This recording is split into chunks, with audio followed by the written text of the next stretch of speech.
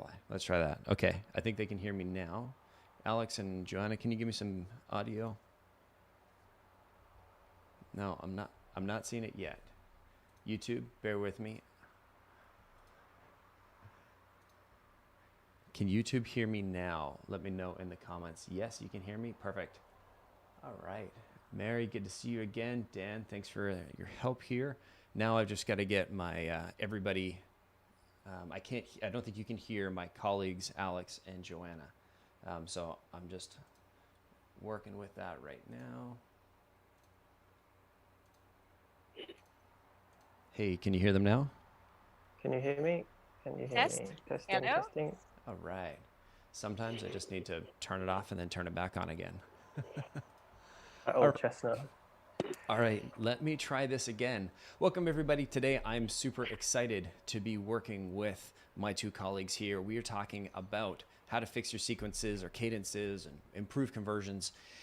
And I'm going to be referring to my colleague here, Alex, as the sequence surgeon, and then Joanna is going to be the messaging master. And together we are going to work through a couple things on how we build sequences and cadences and messaging here at Predictable Revenue. We're going to be talking about channels and frequency and some stats around best practices. We're talking about what metrics you should be looking at and how your cadences and sequences and messaging should evolve over time. So with all that said, I'd like to welcome Alex and Joanna. Welcome. Thanks, Colin. Nice to be here. Thank you, Colin. Yeah, great having you here. Alex, why don't you tell us a little bit about yourself before we jump into to messaging and sequences and conversions and all that fun stuff? Yeah, so Alex, I live in Scotland in the UK, so you can tell from my British accent. So I'm an account strategist at Predictable Revenue, so I help clients deliver outbound strategies.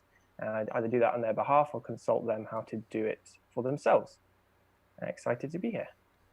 Perfect. How about yourself, Joanna? Yeah, well, first of all, thank you for having us here, Colin. It's so nice to be with you guys. And yep, so my name is Joanna. I'm an SDR here at Predictable Revenue.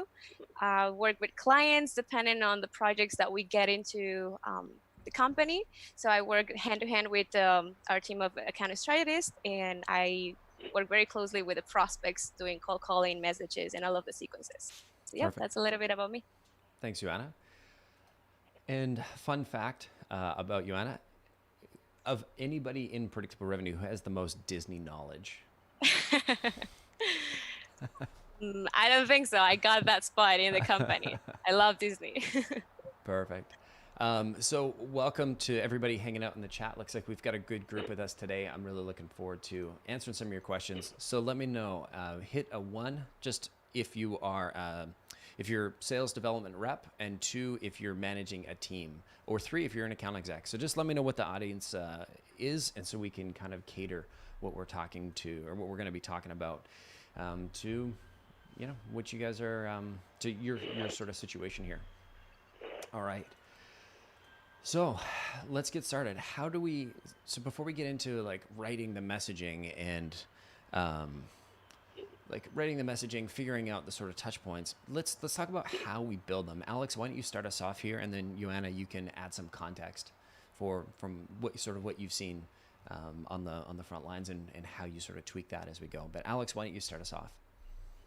Yeah, so when I'm building a sequence or a cadence, first sort of things is looking at who I'm targeting, so that's persona and company, and what that means in terms of how many touch points and how long my sequence needs to be, and then also what channels I need to use. So multi-channel sequences are always better than single channel sequences, as that's probably no new news to anybody. But then it's looking at, based on your prospects, what channels make sense. So if you're looking to get chefs, they're not going to be on their email all day long, probably not on LinkedIn as well, but they might pick up the phone. IT professionals are more likely to be on email, less on other channels. Recruitment, they're very heavy on LinkedIn. So tailoring the channels that you think make the most sense. And then in terms of frequency, the rule of thumb that I use is the higher up in a company you go, the longer and less intense the sequence should be. And you should be more tailored, less generic. And then the lower down you go, I would get shorter, more frequent, more automation in there. And the same, I would say, applies to the titles within a company, but also the type of companies as well. So the more enterprise you go, the longer and the less intense the sequence I would build for those types of guys. So What do you that's think? how I kind of think about that. Yeah. Okay. It's counterpoint. So, Joanna, you're the one you're actually running some of these sequences. So, talk to me about how you look at sort of the design and what you're given, and then how you sort of work with that.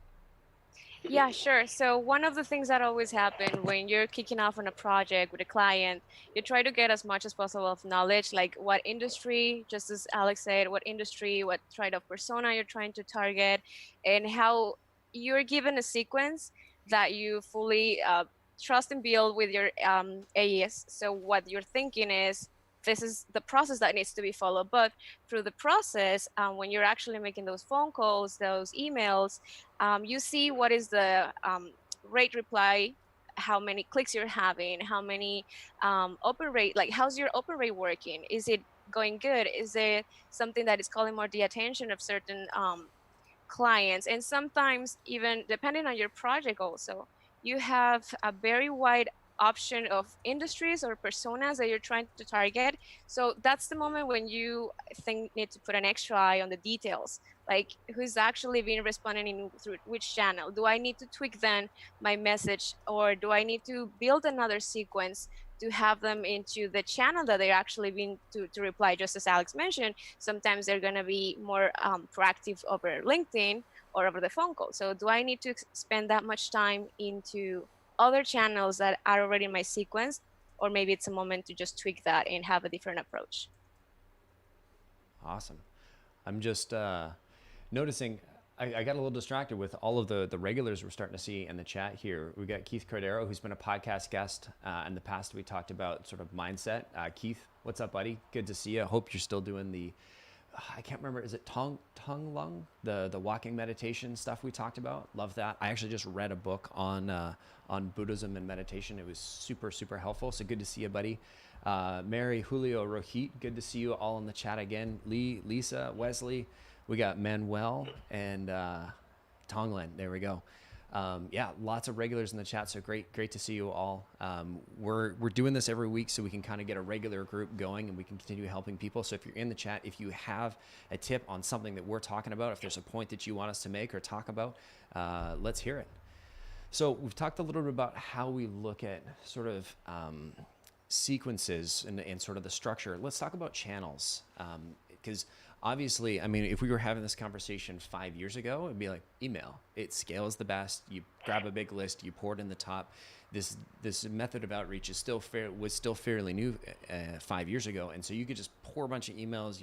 Your email messaging didn't even have to be that great. If it was great, it was very helpful.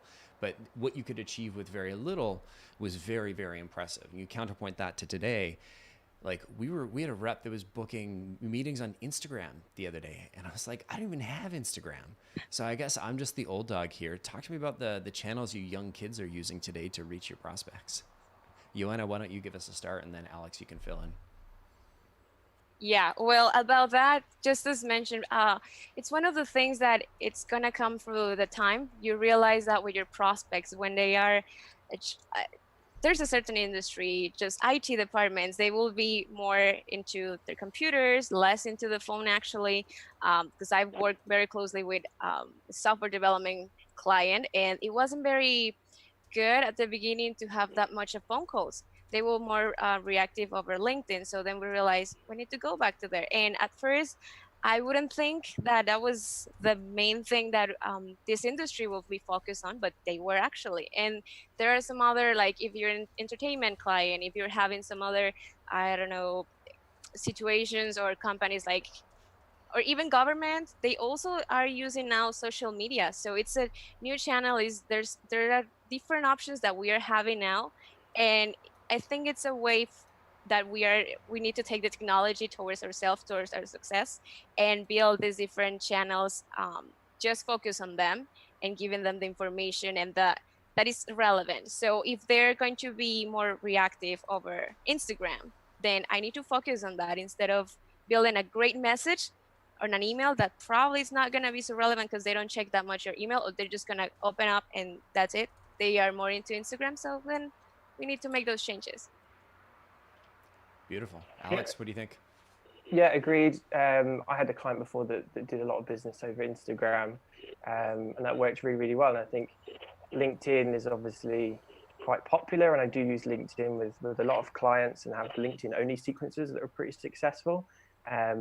It's easier to do the list building and sales navigator than Instagram. It's a lot more manual, but LinkedIn's getting more saturated. So looking for these new platforms, whether that's Instagram or carrier pigeon or knocking on their door, whatever it is, like open to trying new channels, try and get ahead of the curve, really. So you joke about carrier pigeon, but there was a company, and they've since, I don't know, I'm pretty sure it was a gag, but I saw it on some news channel I follow, and they would actually send like a plastic homing pigeon with a handwritten note strapped around it in the mail. I think they were a UK company, and I did that. We have a couple of customers that with the Breakup Sage with a private equity firm called Breakup Sagemont, and so I sent a bunch of the guys homing pigeons, and it was hilarious. I got a text one day. It was just a picture of a pigeon, and he's like, "What?"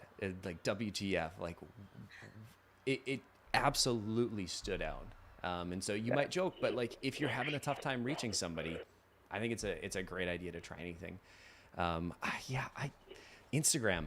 I don't know. I guess it's a social media network. Like why does that even work? That it doesn't make any sense to me. It's for pictures, right? Are you like, what's the point? Yeah, Facebook. I mean, I'm not on Instagram. It goes over my head, but so there's a lot of people on Instagram, and there's a lot of business to be done there.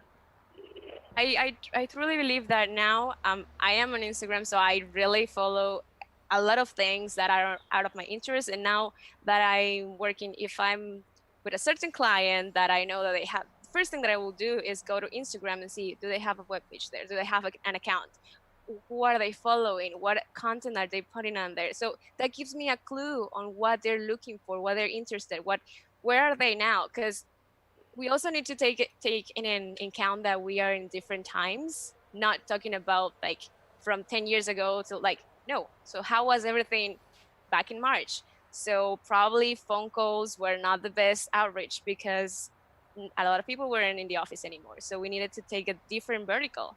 So social media was one thing because now they needed to have more presence somehow.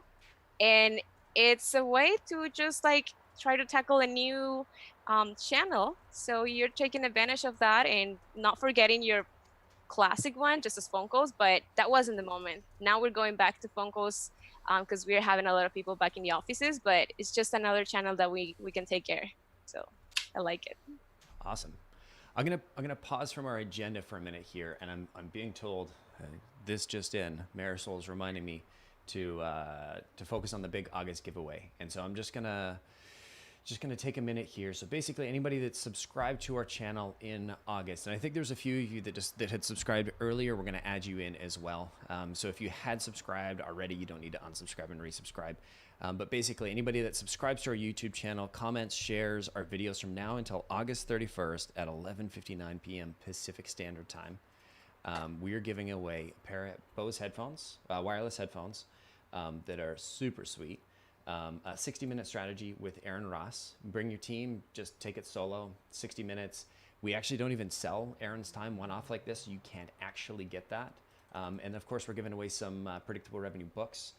And not to take anything away from the first place, those prizes there, but I think one of the best things we have here is the second and third place people get a 30-minute sales messaging strategy session with somebody on Alex's team.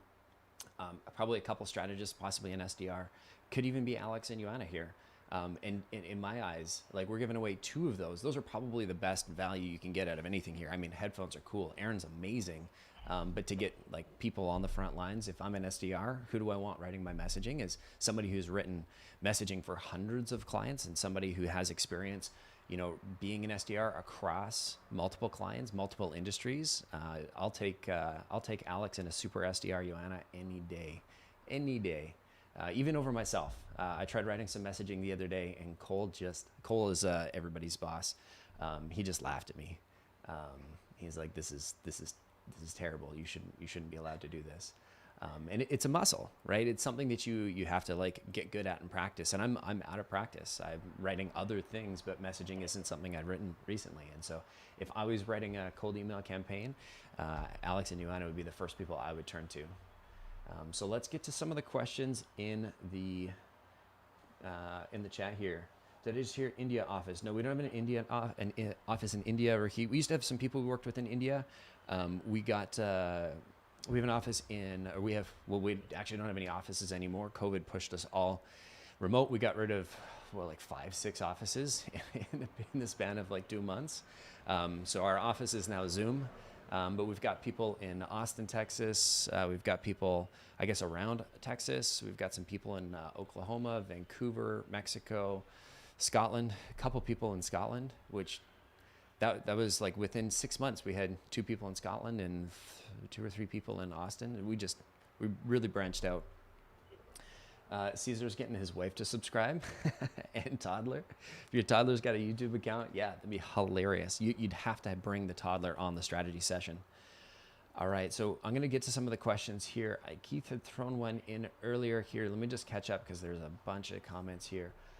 So Keith was asking our perspective on breathing room in cadences, sequences. So keeping like the gaps in between activities.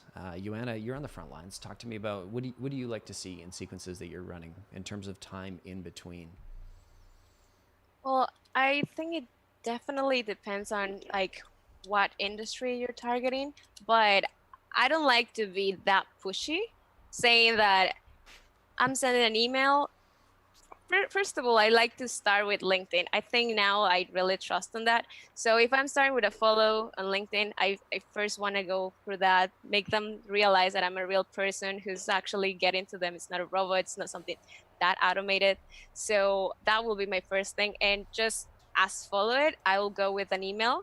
I like to see that because again, I think it pops up in someone's head. Like I just saw that person having me on LinkedIn, adding me, and it's someone real, and that's the same name that is matching into my email. So it's a real person. That's a way to keep yourself in their heads. And then probably give it a time to breathe and take a look over my email because we're all busy. They're all busy, so they have a lot of things to do internally, and taking a look into external email will probably not be something immediate. So I'll say probably 1 to 2 days will be a good thing. And then I really like to go with a phone call. So that way I can refer to, hey, I just sent you an email. Like I have some background, not just to call out of the blue and say, I'm trying to reach you out. You have no idea who I am, but maybe still has no idea who I am, but they had already certain, I have certain presence. So I like to see that, probably not having everything so close. And as it goes, like as your cadence is going through, I just think that we need to have more days in between, just to make sure that we're not sounding that pushy, but I'm not leaving that spot. Like I'm still prospecting. So I like to see how the days are spreading out as it goes, as we're running the sequence. All right, Mr. Hollis, Yeah, sequence so surgeon, fill us in here, bud. Secret surgeon. So you're really talking me up there, Colin. So I would start off with having smaller gaps between my steps, and then as the sequence goes on, I think those gaps would get bigger. So how I would start most of my sequences off would be 2 emails, day 1 email, day 2 email. And the reason for that is you can test the water. So there's no point picking the phone up and trying to call 100 people if 20 of them are completely the wrong target, or they're on holiday. So you might get an out of office reply. So you kind of weed out some of the prospects and save yourself some time. So after those 2 emails, just as Joanna was saying, I'd wait 1 or 2 days, pick up the phone, and then I quite like the 1-2 punch. So make a phone call. If you don't get them, leave a voicemail, and then refer to the email you're about to send. And then you can have the subject line of that email, something like just tried to call you, just missed you. That's an unusual thing to pop up in your inbox. I'd probably read that. And then refer to the email in the voicemail. So you don't need to overload the voicemail with content. You can just be brief, explain who you are, what you want to talk about, and then refer them onto the email. And then, mixing in LinkedIn steps there. So starting off, 1 to 3 days, moving to 4 or 5 days, give them a bit of breathing room towards the end. Most of your prospects will get in contact with you in the first half, 60, 70% of the sequence. So there's no need to hammer them at the end of it. That's fair. You're totally right. Like the people that I think if you look at like what's the, no, that's not an appropriate reference. Hang on a sec. You know, how many prospects are left sort of at the end of the sequence that are likely to respond to you positively? And if you look at the percentage, it's probably at the beginning, you've got 100% of likely prospects to respond. But halfway through your sequence, you've probably already received 70 or 80% of the positive replies that you're going to get. And so by really hammering that last half of the sequence, your audience is predominantly people that are not interested. It's not a fit. And so you're just kind of hammering away at people that are already a great fit. And it's a great way to get your emails marked as spam and your voicemails deleted and just leave a bad impression, because bad fit right now doesn't necessarily mean bad fit forever. And it's always a balance. Like if when I was a sales development rep, or it wasn't called sales development rep back in the day, I was a full stack rep that basically had to prospect and hunt for my own dinner. But I would just call and be relentless. And there's one sure way to drive away future potential prospects, and that's being this super annoying guy that won't leave them alone when it's not relevant to them. And so I like how you're both sort of really, really front loading the effort and then sort of staggering it out at the end. And I think there's been some really great research from SalesLoft. They talk about the sort of double tap or the triple tap, where you're like, two email call on the first day and then sort of like a third channel the next day. So following those sort of sequences. I know we got lots of content to get here, but we got a bunch of people in the chat with questions. So I'm going to get, so Keith, let me know that answer your question. Is that what you're looking for? Wesley, welcome back. Wesley, good to see you again. Wesley likes to send a LinkedIn request first day or two, and then call before you even send an email. So interesting. So Alex, you're kind of doing the opposite. You like to email before call. Sorry, was it Alex or Joanna that said email before call, so you trigger that out of office reply? Yeah, I think both of us, I think, had that being the case, but maybe for different, but actually the same reasons. So I think if you're picking up the phone, Johanna, correct me if I'm wrong, it's going to be helpful if they have context. So you can phone up and you can say, hey, it's Alex from Predictable Revenue. Did you get a chance to see my email? Some people will say, yeah, I did. So they're already on the same page. They know who you are. They've got context. You don't need to do that really hard sales pitch from fresh. They might have clicked on your website.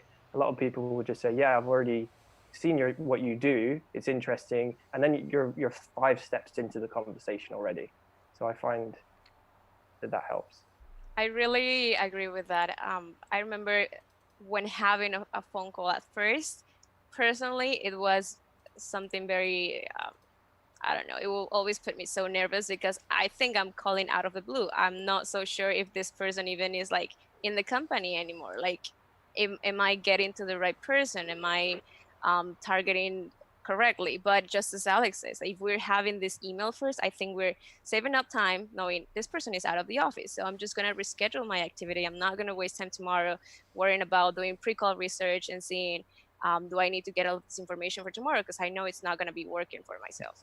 So I save up time. And also, I think it's a very good way to start a conversation, just to break the ice.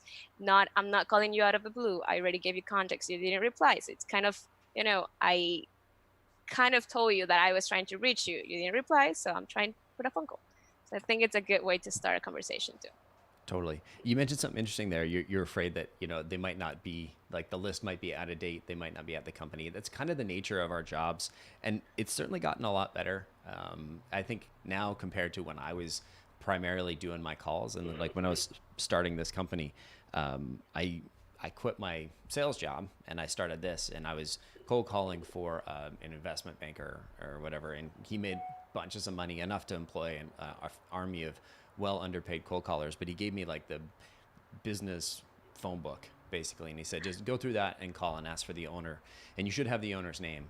And I chat YouTube chat, let me know, what are your horror stories from cold calling old data? And I'd like to hear, you know, Joanna and Alex, what your worst ones are. But my worst one, I'll never. Yeah, it's kind of, there have been a couple, but there's one that really sticks out. And I called, and I asked for, you know, the owner, and I'd gotten the wife, and she's like, yeah, he passed away. I was like, oh my God, I'm so sorry. She's like, 14 years ago. Check your data. And then she hung up. I was like, oh, this isn't, I didn't think the Bummer. book was this old. I just felt like such an idiot. So have you cold called any dead people, Joanna? Not yet, hopefully not soon. But I think the worst has been like cold calling someone and then saying, yeah, I'm not working, or this is my last day, just in the past months. And it's just a very bad feeling because, you know, I feel, yeah, it's your last day. You're not working anymore here. The reasons, I don't know. I'm not going to get into that, right? But at the end, it's still an account that I want to take care of. It's still a client that I want to get to. So how do I politely ask who's taking over? Like, can I take still this opportunity that while I have you on the phone? Do I go for the referral? How do I do that? Because at the end, again, it's a prospect, it's a line, it's something that I want to get to, but I understand that they're just leaving that job. So I think that's been the worst so far for me. That's fair. Yeah, Alex, I've not done any cold calling as such, but obviously LinkedIn and email on behalf of clients, and then other people have delivered the calling. But you know, had over LinkedIn particularly, like being asked out on dates, being asked if I want to come and work there, you know, straight up F off, you know, everything in between. Like sometimes it's quite fun, and we've got a Slack channel that called Sassy Responses in the company. So we just like copy and paste and just chuck it in there. So everyone can have a giggle at what you've just received. I think the original sassy reply that I remember, and this is we were using Slack, we were using another chat tool. This is how long ago it was. And the guy sent a picture of himself holding with a Louisville Slugger over his back and just like unsubscribe in the like all caps. It was like, Message received. people are intense. Yeah. All right, so going back to the chat here, and I promise we will get back to the outline, but there's just so many people in chat, so I want to make sure I answer all your questions. If you got some more, throw them in the bottom, and we'll definitely make sure we get to them. I'm going to grab a couple more. I might skip over just so I can keep us going, but I think just if we back out of the sequences for a second. So sequences is everything after you know, is like basically how you reach people. And it comes down to people. And so how do we know we're going after the right people in the first place? Alex, why don't you give this one a try? How do we know we're going after the right people in the first place? Well, I mean, you've got to build the list, an accurate list, in order to reach the right people, and then test the list. So some industries will be easy to build a list, and Sales Navigator might be your best friend. Others are going to be very complicated. So you need to build the list and then test it through the SDR's activity and adjust accordingly. And that goes for if you're reaching out to the right people. So you might think that the decision maker or the economic buyer is the manager in the company, but you find out quite quickly that they keep referring more another department. And so I've targeted sales before, and then quickly realized that they kept referring me to marketing. And then, you know, you've got to okay, pause sequence, chuck in a new list, change some of the messaging, you know, quite quickly retarget. So it's learning and adapting. What you think you know in the first instance might be completely wrong. Totally agree. Probably a different webinar, and maybe Marisol can find it, but we did a whole podcast. I think Kenny and I spent an hour and a half going through the sort of market fit methodology here at Predictable Revenue. So Marisol, if you're hanging out in the chat, which I know you are, can you help find that one? It was Kenny McKenzie, Predictable Revenue Podcast.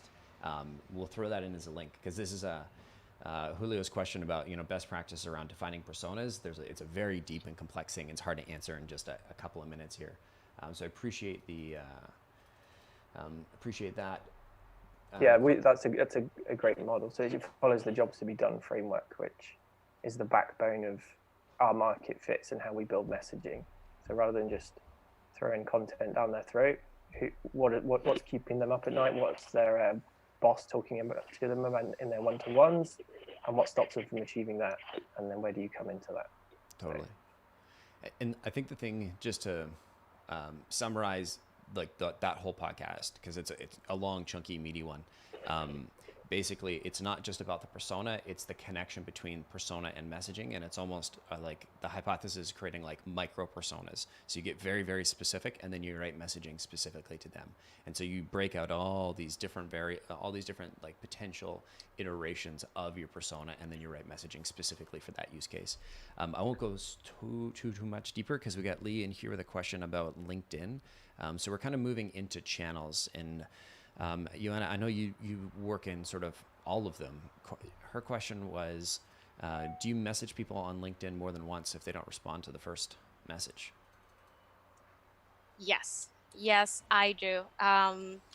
First, it's just like when the connection has been accepted, I give it a break, and then my first reply will be like, of course, thanking the connection and giving a little bit of context. Literally, we have few words, and I think LinkedIn is a very quick way for us to get engaged. So I try to take advantage of that and being very consistent and direct with the message. So once that first message has been sent, they do not reply, I want to give it a chance and say, hey, we're all busy again. So he just didn't see my message or thought about replying later. So there's many other messages that I'm thinking that my prospect is getting.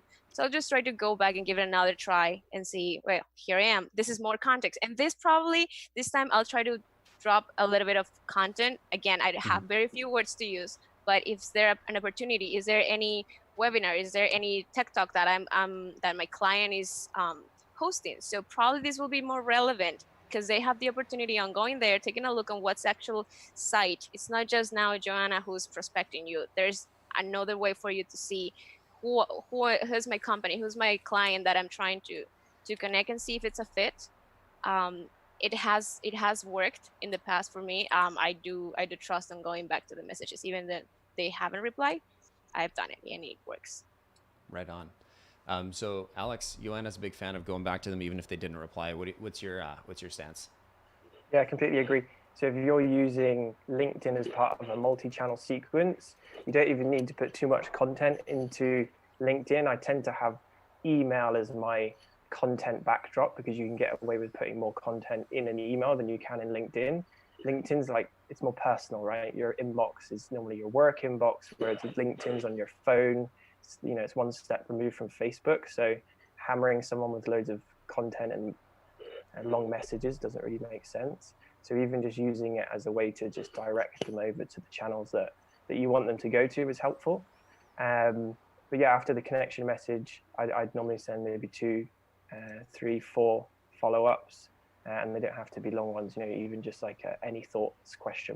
Just a little bumper, because they might have read it when they were out with their friends at dinner having a few drinks, and then they forgot about it the next day, and just kind of bubble it back up to the top for them. I don't see anything wrong with that, and it tends to get good responses. Yeah. Beautiful. Lee just had a follow-up question. Are you tracking, how are we tracking LinkedIn messages? There's a variety of tools you can use that like pull them into different places. I agree, it is a pain in the butt to do in HubSpot. We don't really talk about them on the channel here, because there's a lot of them that aren't compliant with LinkedIn's terms of service. So you really want to be careful with those. One that I can talk about that we use quite a bit is Outreach. I don't think it's compatible with HubSpot. It might be by now. But it basically is a sales enablement tool, and you can do sales after Outreach. They both have the LinkedIn feature, and you can just have it built into your sequence. You're going to have the same problem, though. I don't believe they pull the responses back into Outreach, so you don't see that in your message, but you can see that it does help you track that, like, hey, the LinkedIn message was sent. You can see the prospect, you can see the link. So it does make it a little bit easier to follow up on the conversation. I can't comment on how this is done in HubSpot. Joanna, Alex, anything to add there? Yeah, well, that's true. Outreach is a great tool that complies with LinkedIn. So when it's built this step of LinkedIn task in your sequence, it's easy just to, like, 1 or 2 clicks, you'll get to the profile of the prospect. Very handy, because at the end, couple seconds to just open up the LinkedIn profile, typing up the name, it's just seconds that as an SDR, if you have another 100 tasks that you want to do, you don't want to afford that. You just want to go straight to the profile. So it's very handy, and it allows you to give also very good notes on that. So you already know what you have templates there. So it's very handy for time administration and management. I think it's a great tool. Very cool. Alex, anything to add? Yeah, any way that you can track the connection rate, response rate, and if you can do positive response rate on LinkedIn messages is like so helpful. Connection rate is obviously the first barrier you want to get over, and then you want people to respond to you. So it's a pain in the butt to do compared to email open rates and clicks and responses, but there are ways to do it. Mm-hmm. And if you're sitting here thinking, oh, well, I don't use LinkedIn. Am I totally missing out? Maybe. LinkedIn is a channel that, you know, is amazing for some customers for reaching some audiences, and is less amazing. And so, you know, phone, email, and LinkedIn, I think, are sort of the three big channels. And then really, like, you know your target users best, and so find the social media platforms that they're hanging out on. Like, I know some people that just did prospecting in forums like Stack Overflow and really niche areas like that. So there's lots of room for creativity when you're looking at channels. And speaking of creativity, let's talk about messaging. Irina's got a question, sort of like what should be, what's best to include in that first LinkedIn message. And so let's use this as a starting point, but then we'll get into like how we write our messaging. So let's answer Irina's question, Alex, and then Joanna, we can talk about the sort of how we would like to write our messaging. So for a connection message on LinkedIn, you've got 300 characters that you can send. So you've got a small message that you can send. And there's a variety of ways of doing it. And I definitely A/B test it, you know, caveat everything that we say here, A/B test it. You know, if you want to try LinkedIn, A/B test it because it might not work. But I would give the reason why you're connecting to them personally. So if you have any, so some of my most successful connection messages have been to second degree connections. So, hey, I see we work in the same space and we share some connections, but we're not connected ourselves. Let's fix that. Like, you know, that's a good, that will get good responses. And then a context as to specifically. So if you want to just specifically call out, I'm looking to learn more about X and introduce you to Y, connect ? The risk of like not being obvious up front is you like you get someone to connect with you and then you start trying to sell to them and then they're just annoyed. So, you know, I would make it kind of obvious that you want to have a sales conversation, but not so obvious that you're just going to scare people off. Does that make sense? 100%. A bit cryptic. Yeah, I get my LinkedIn inbox has been a bit hairy lately. If you were listening, please, I beg you, I'll even zoom in for this one. Please, please, don't include your Calendly link in the first email. That drives me insane. I haven't said yes. I haven't said, let's have a meeting. So don't assume that we're going to have a meeting. It doesn't make it easy. It's lazy. And the LinkedIn name of our company, or our LinkedIn name title the company name on LinkedIn is Predictable Revenue, and then in brackets, official page. If I see that, I'm like, oh, this is totally automated, and your whole outreach is done. And so, you know, Rob was asking about sort of like, you know, thoughts on time between connecting and asking for time. The first email or the connection message is absolutely not the place that you want to do that. Either you have I know we're kind of pulling us back into timing here, but either of you have a preference of, you know, how long or how many messages you're waiting before you're going for the call to action and asking for some time? Well, personally, I try to mirror the prospect as much as possible, saying like, you can tell a lot by their reply. Like, is it just like, yeah, good, thanks for connecting, or no problem? Like, did you even like read what I said in context, which is the reason why I'm actually making this outreach? No, yes. So then I think that probably this person is not engaged, but there are some others that, as I said, if this channel is the one for your industry or for your persona, they'll be right into, okay, making questions. So if they're making questions already, it's a good opportunity to hey, do we need to move this to an email conversation, probably because you want to have some more info that I cannot share over LinkedIn. So it's another way to, I'm not actually asking for the meeting just yet, but we're getting there. But I think that it's how you feel the prospect. So I really, really enjoy to take a look on what they are replying and how, like, even how many words they put in it. Because there's 300 characters, but are they using them all? Because there are prospects that are actually using them with their questions, and I can feel the interest, and then I can try to go a little bit faster, let's say. But if they're not that engaged, then I want to back up a little bit and slow it down, try to give more context, try to find something. I really enjoy the information that they are giving you over their LinkedIn, because that's gold that you have there. So you need to use it towards your success. And I just noticed that you've been in the role for this amount of years. You've been in this company for so many. So these are the things that actually kind of add some sugar to the situation, and they really like that as well. So it's a way to engage, make yourself a little bit more human, and say, I want to learn from you. And that moment they will probably just be more engaged and open to listen. So really like it. Very Yeah, cool. I'd agree with everything you said there.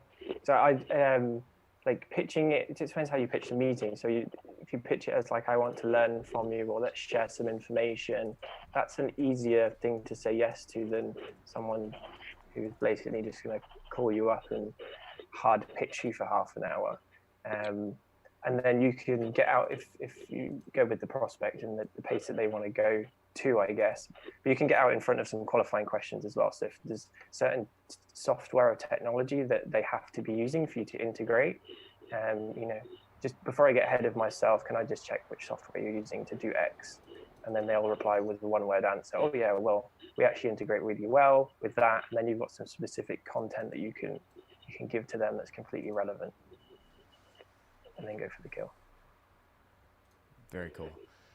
Joanna, I love the mirroring idea of like mirroring how they respond in the length of text. As you were saying this, I'm like, oh yeah, I do that, but I don't think I was ever conscious of doing that, of like following the same format and things like that. I think it's a really great highlight there. Okay, so let's talk about how we actually write our messaging.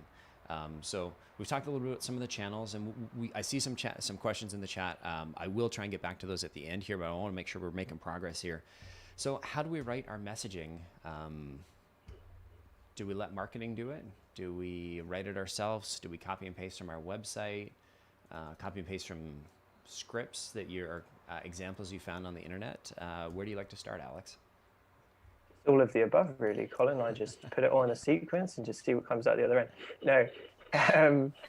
So yeah, build over like a sequence, a multi-channel sequence, LinkedIn, email, and phone calls. I try and build a story throughout it, so you don't need to put everything into one email. You can drip feed what you think is the most important things to that person in the first ones, and then as you go further down the sequence, you can build that story. And in terms of how to and what to say, I take the approach of that jobs to be done framework. So who are you? What problems do you solve, or what things do you know about what that person does as a job? So what do they do as a job? What might get in the way of them doing a job? How do you solve that? What results do you deliver? What do you want next, with a clear call to action? Obviously, you don't need to put all of those things in, but those are your kind of levers that you can pull to put into messaging. And then showing like an interest in learning from them. Try not to assume that you know everything about that persona and about that company. You've done your research, but you don't know everything.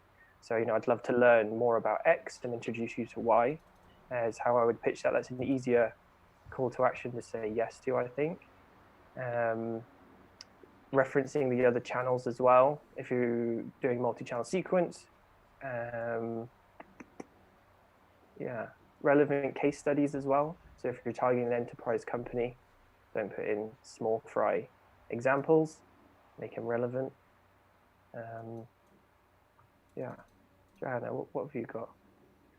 Yeah, well, I totally agree. One of the things that when you're doing your messages, I think there's a lot of work done before. You need to do a lot of research and work this. If you're the SDR of a project and you have your account strategist like work really close on what you both are reading and how everything is being give like how the information is being received from your client at first. Are we understanding the same thing? Is it the vertical that we want to take at first? And then when you're actually writing that message, just as Alex is saying, I'm trying to build a story. I'm trying to give them content, but also like make a trigger, but not just like, hey, here's everything.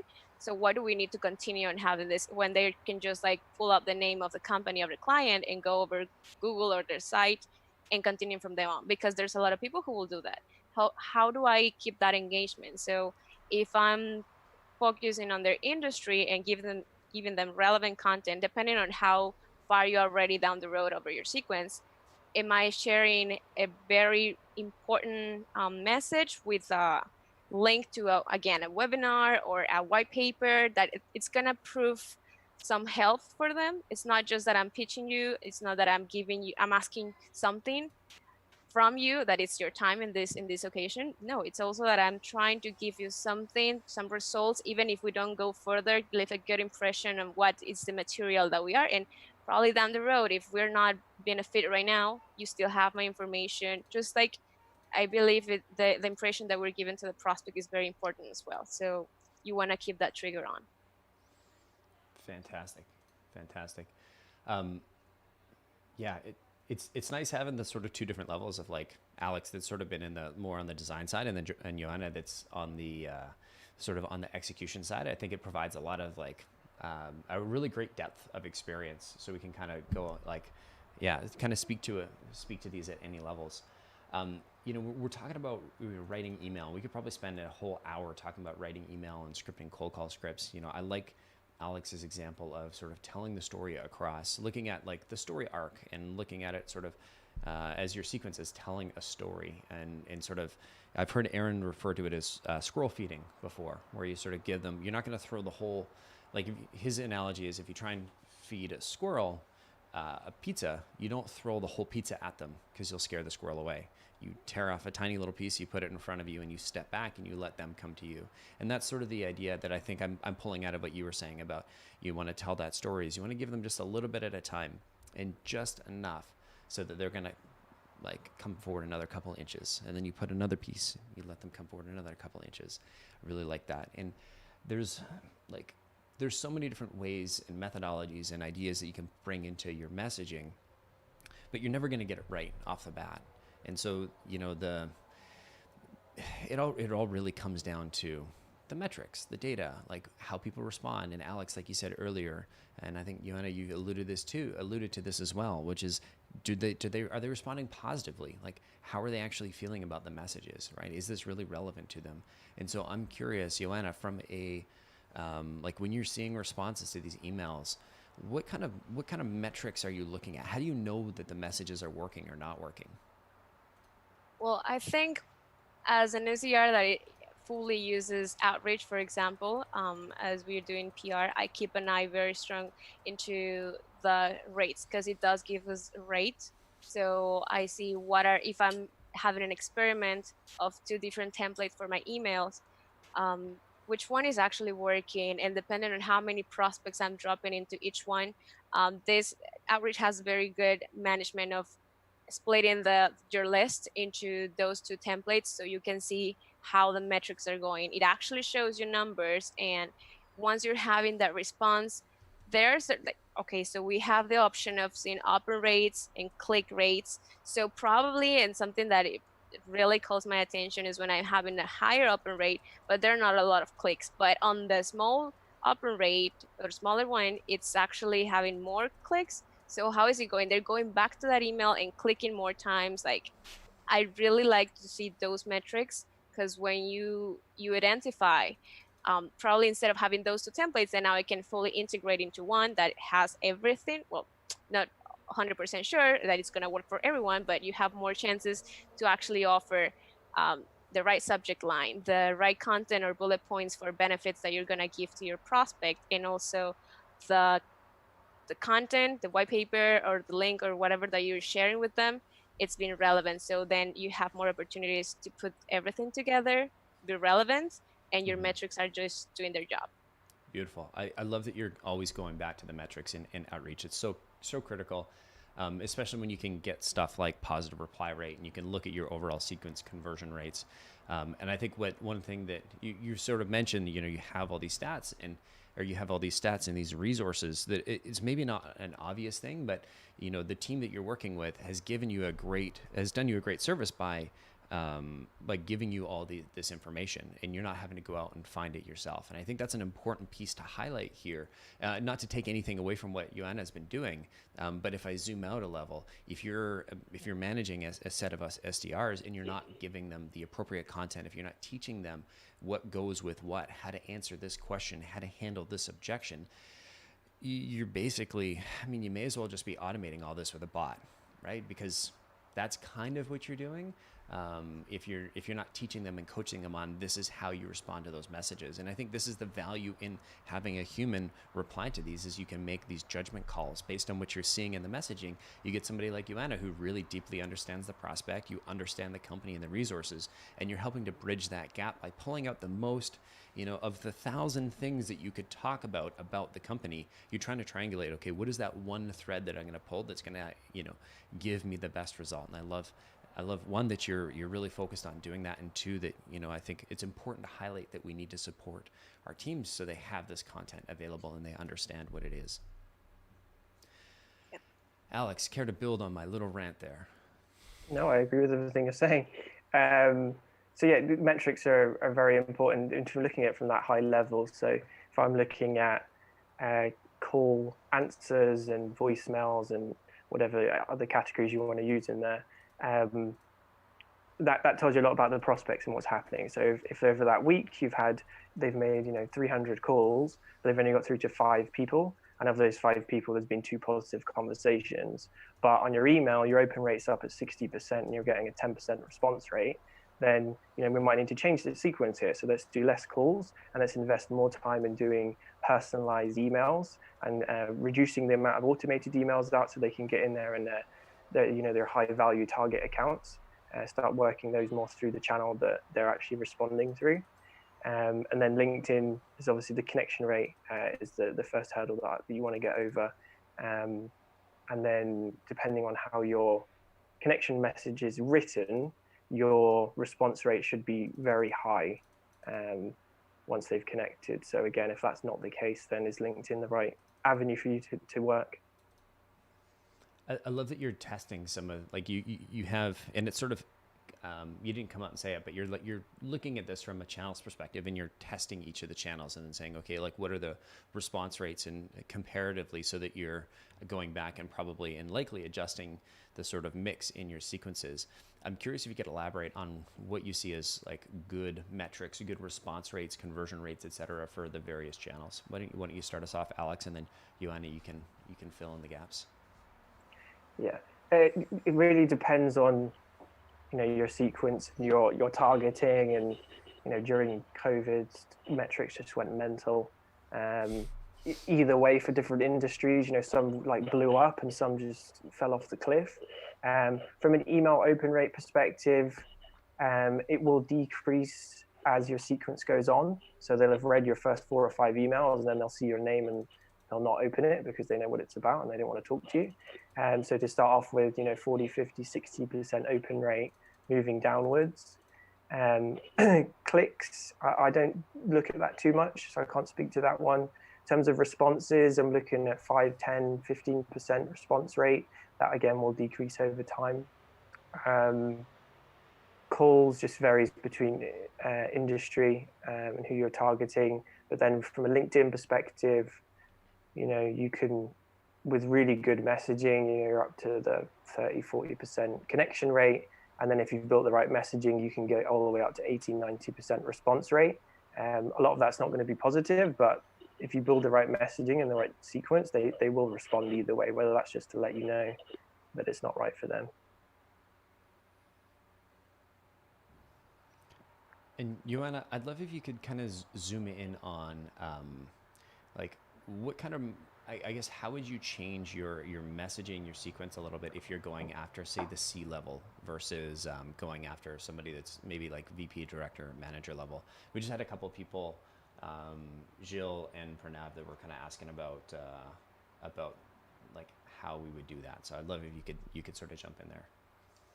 Yeah, well, I'll be honest. When I'm trying to change or switch, tweak a little bit on my messaging with changing the personas, I really enjoy going back to my coaches in here, and like the PR has a great team over here to help us out with coaching requests and everything when we're trying to tweak something.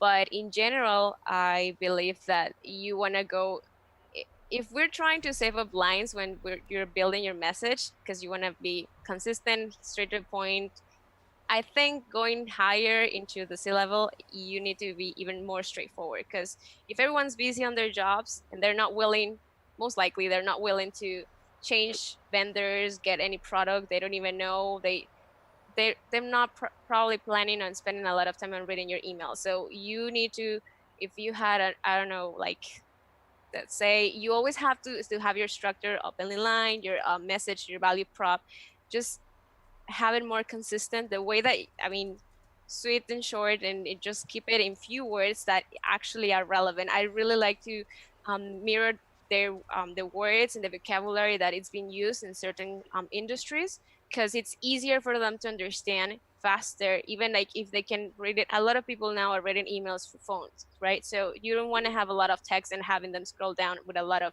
content. So you just want to be very concise on the structure of your email, and just have the bullet points of what I need. So if I wanted to have more information or build my story um, into a lower level, when I'm going to the C level, I just want to make it even more narrow. Just like go straight forward to the point. The small is the best for me. Perfect. I'm remembering that so a call out to Gaurav and Ryan who are hanging out in the Zoom here with us. I promise I have not forgot about you. I recognize we're an hour in. There have been so many questions. We want to make sure we got to them all. So people in YouTube who can't see, maybe you can see the little total non-video participants. Oh no, you can't see that because I got a little thing over top. So we've got a couple people hanging out in the Zoom here with us. We're going to start working on their messaging in a few minutes here. I'd love if you hang around and help us out here. We'd love your suggestions. We want to hear what you would do differently, and share your opinion. We got lots of good people in the chat that have lots of experience, and so I think my belief here is that the best way that you can start writing an email is by writing the wrong email first, and then test as many ideas as possible, and make sure you make small little tests. And I do believe that like a wide breadth of experience and opinions is a really great place to start when you're looking at messaging. I think it's actually one of the reasons why when we bring SDRs in from different industries that I'm not SDRs or account strategists. I think when they come in and they don't have industry experience and they have to build that from the ground up, I think that's actually a value add, because you don't have the blinders on of all that market knowledge and all the burden of knowledge. If the more that you know about something, the less likely you are to see something new or make a new connection. And so I think one of the pieces of value that predictable revenue, and not intentionally trying to make this an ad, but one of the advantages that we've had, because the question we get all the time is, you guys you don't know our industry, and how are you going to write messaging for our industry if you don't have any experience? And I think that's actually a benefit, because we don't have the experience, but we don't have that burden of knowledge, so we're not distracted by all of the things that we already know. And so we're going to get to some helping with some messaging in just a little bit here. Let's just wrap up I got a couple more questions. I want to talk about how your sequences evolve over time, and then we'll wrap with a nurture, and then we'll jump in and we'll start talking about messaging with Ryan and Gaurav. So, Joanna, how do you evolve your sequences over time? Because obviously you're working in conjunction with like sales development manager, account strategist is a weird position that kind of only exists here at PR. But you've got somebody that helps write the initial sequence, and then it changes. And obviously a lot of that is going to rely on your feedback. So talk to me about, what does that process look like? Yeah, well, I think the key in here is to be very consistent on the details. There's a lot of information that will come out from our prospects. They are actually giving us that path or that moment, like, hey, this is not actually something working for me. It is my message um, to general, like, do I need to be more consistent a certain industry? So I believe the key in here is the detail on the feedback that we're getting back from our prospects. Not all the time. Let's say we had someone that has already opened our emails, didn't reply, which is fine at some point, and then you get some other prospects that open your email, the first email, and then they just skip opening their following emails and realize that when it's your turn for making that phone call, they're actually interested on your product. They actually trigger on what you're offering, and you realize that probably your phone call is, or your phone script, your call script, sorry, it's just been different, more consistent, more compelling when you're there's this vertical that it's been running around in this past days from our coaching theme in PR, because we are always in training, and I really like that we need to have a compelling story. So is there a way that we can have that into our emails too? Like, we don't always need to have that same structure, but you're giving feedback, I mean, through the feedback that you're having from the prospects, actually you have more opportunities of now building another or more specific sequence. That actually, that's what I did the first time that I was with my project. Realized that due to COVID, a lot of industries that we were trying to target were not very active. So there were no replies on emails, not even been open. Probably those companies were just like not in business at that moment, or not willing to invest on anything, or having even conversations. So then realized that there were others that, due to the circumstances, were more active than ever. So then my product, my service is actually going to help them. So how do I focus my energy on them? Like, I'm not going to leave that list of prospects that I had from other industries that are not very active at this moment. I'm just going to have a pause on there and probably focus on the ones that are in need at this moment of me. And I get that, or we will all get that from the feedback from our prospects, and see, even not all the time just by your sequence, but there's a lot happening outside in the world. So you need to be also informed about that to have a better idea of why they're not replying, or what's the necessity at this moment, and then start evolving your sequence. Like, I need to make those tweaks on my messages and refocus probably the need, because they're changing constantly. Awesome. And I love how it's an evolution over time, and it's something, it's one of those things. And I find for myself, especially with the cold call scripts, you can write a cold call script, but until you've gone through and like tried to execute it 100 times, like you don't know what you're doing. And one of the hardest things as a manager is to write a cold call script for somebody else. And so, how do you, Joanna, how do you take that script and sort of make it your own? What does that process look like for you? Well, it's a huge process for me. I really enjoy it when I see the team that I work for building that call script, because at the moment there are certain times that even the vocabulary of the industry that I'm trying to reach, it's not very familiar, or it's very particular for me, and that can overcomplicate my pitch or how I'm trying to rework. So if we're thinking that I'm cold calling and I'm nervous because I'm not an expert here, I'm trying to get something out of that prospect. I know I'm bugging them at a certain time because they're busy. So I feel that I need to be prepared with a very nice and smooth conversation. So it's just as well, I think it's an experiment as I'm doing that phone call, and how I finished it, how I felt the prospect. Did he ask me what am I trying to get? Like, was it clear for him? And I think it's very important, we in predictable revenue, we try to keep that feedback and listen to ourselves and say, these are my notes from myself, what I heard from that prospect, what worked, what sometimes you realize that there are some prospects open to even jiggle, and like you're just having it also depends on their location. Let's say something that is certain new for me, it's that depending on their location, if we're talking with a New Yorker, they're fast and they really want to go into straight to the point towards some other people probably in the south, and they're more probably open to hear you. Or I mean, it all depends on which moment you're having them in the day, but you have no way to know that until you're over the phone and you're actually listening background noise, and then you know they're not in the office, so I need to go straight forward to the point. Or even sometimes just ask, is there any better time that I can call you? So you need to be prepared on that, and that's how you've been tweaking your call script, making it your own with your own words, because sometimes it's better to explain it in a different way with different words. I feel like it's smoother to talk. So I think it's just also an experiment in the feedback that you get from the prospect and how good it's working. I love it. Totally. I don't have anything to add. Alex, I am curious because I do want to keep this moving along. I know we've got a couple of people hanging on the Zoom here. So let's get that last piece in. And arguably, this is one of the most important pieces to the entire prospecting puzzle, because if you don't do this, you're missing out on, I don't know, half of the results.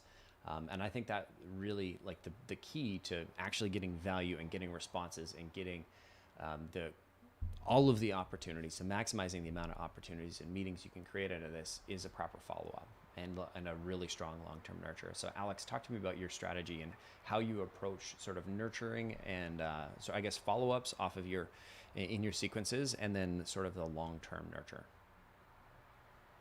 So throughout the sequence, building this story throughout, if they get to the end of the sequence, I would not end the sequence. And what I mean by that is I've seen final messages on a sequence that say, I'm going to assume this isn't right for you. Let me know if that's not the case. And you're kind of closing the door on any future communications. So, ending it, asking for a referral. And then if they don't respond, the door's still open or the door's still ajar. So then 2-3 months down the line, you can then retarget them with a new messaging or a new proposition.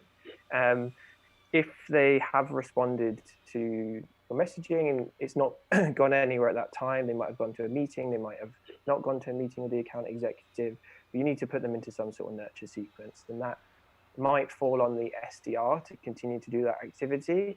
It might fall on the account executive based on what that conversation's been and how far along. Has it been passed to the account executive, and therefore really should they be the point on nurturing that? Or do marketing need to get involved as well? So is there like a subscribe list, a newsletter, drip feed content? Is there webinars that you're doing that are coming up? And you need to make them aware of that. From SDR perspective, I'd have like a warm, hot nurture sequence. So when you've got some sort of response, pop them into that sequence. And then depending, the hot one's probably going to be like every 2 weeks. You're going to get a notification that pops up. Oh, what happened last time we spoke to this person? You might want to send them an email. You might want to pick the phone up and give them a call. It might be that time of year. If you're targeting tax professionals, the tax season's just finished. You've got content to talk to them about, and it might be timely where it wasn't timely before. But I would never, if they've responded positive and you think they're a good fit, unless they tell you to unsubscribe or they become a not a good prospect, I would never not continue to nurture them. I could always keep them in the pipeline until you get that hard no. You're mine forever, like a proper stalker. Yeah.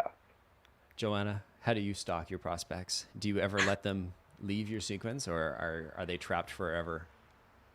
I really enjoy stalking them. I think it's very good. I don't know. It might be just personal, but I really like that.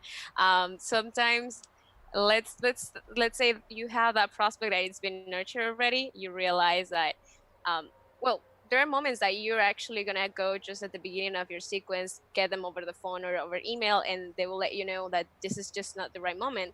It's not that I'm not interested at all or I'm not willing to do. I mean, they might say that too, but if you have that full answer of this is just not the right moment, I think it's the SDR job definitely to take that opportunity and say, when would be a better moment then? And they know better their business. So I want to make sure, just going back to what Alex mentioned, that we have those sequences, hot and warm. Like, how often do I need to make those touches? Like, because if it's something related to I don't know, end of the quarter, or I'm not doing this over, I don't know, next year because I just signed a contract. Okay, so then I go, how is your contract going? Oh, I just started this, or we're going through a process on rethinking what could be if we're going to have different vendors. So depending on that answer, I'll go and just drop them into a sequence. But besides that, I really enjoy the stalking because it's a way to keep them on like you keep yourself in their heads. And either, I mean, they will say a hard no, just as Alex said, and then it's like, okay, I'm done, I'm leaving you, you're free. But if not, you have chances. You never know if they're not gonna, like, at some point have the necessity, and that's the right moment that you make a comment on their LinkedIn post, or you share something relevant into your actual LinkedIn profile that might be, because you notice that they're making comments, or they're making likes into other contents in similar companies as you're offering. So I'll share something in mine. It will most likely pop up into their profile, and they will be like, hey, this might be relevant. It's not directly for them, but still might be relevant. So I just think it's the opportunity that you take. I really like this talking. That's fair. I've been waiting so long to say this, but it sounds like you have a certain set of skills, and you will find them. I will find them. I will book a meeting with you. At that meeting. All right, Gaurav, are you still hanging out with us in Zoom? If you got a minute, if you're still around, why don't you jump in, show your screen, say hello, and I'm gonna just have a look at. Hey, Heidi B, welcome back. Good to see you in the chat here. She's saying our Outbound Labs videos are super helpful. We've got some good stuff on the knowledge share. I totally agree with you. I'm a big fan of those videos. I mean, not just because I was in those videos. It was mostly Lavinia that did all the work, and Lavinia that did all the work and bringing stuff together, but it was Alex and Joanna and their teams that actually did everything for, to actually, so we had something to talk about. So Gaurav, if you're in our Zoom, why don't you jump in here? I'll give you another minute. Hey, there he is. Yeah. Hey. Hi. Hey there. Thanks for having me here, Colin. Thank you. Yeah. Welcome to the show, man. Thank you. And how do you want me to get started? I mean, do you want me to give a quick context, what I'm doing here, why am I doing, and then get started with the pitches? Or yeah, why don't you give us and you maybe kill your screen share for right now and just come say hello, and then we'll get you to walk us through. And YouTube, I realized we lost audio for a second there, or video for a second there. So give us 2 seconds, and we'll get that back. Chat window capture. There we go. Oh, I think I've got it. Okay. I think we are back. All right. So why don't you walk us through your messaging, Gaurav? Yeah, absolutely. Right. So I am with a digital boutique agency, and what I'm trying to do here, and to be honest, this is the first time I'm trying to do, is really reach out to prospects. My ICP is, CMOs, CEOs, general managers for B2B cleaning supply, supplies, manufacturers. So, with COVID and everything that's crazy, that's hanging around. So a lot of firms are now, manufacturing, sanitizers and so on and so forth.